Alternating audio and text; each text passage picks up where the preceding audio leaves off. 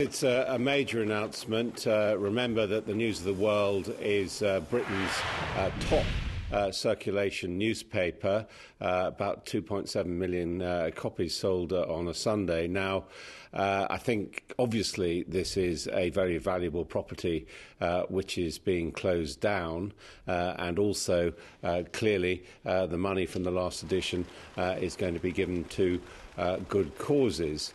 And I think we should see this as a very clear gesture from News International of contrition. Obviously, to shut a newspaper does mean that your share of the British newspaper market is diminished.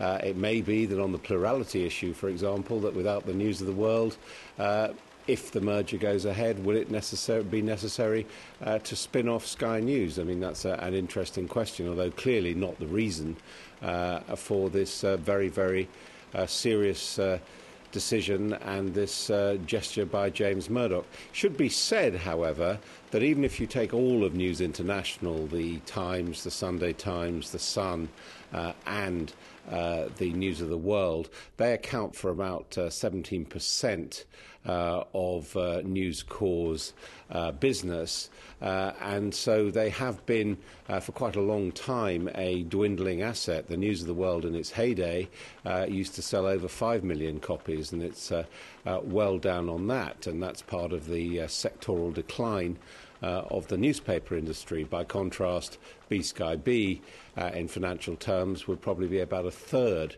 of any merged company, for example.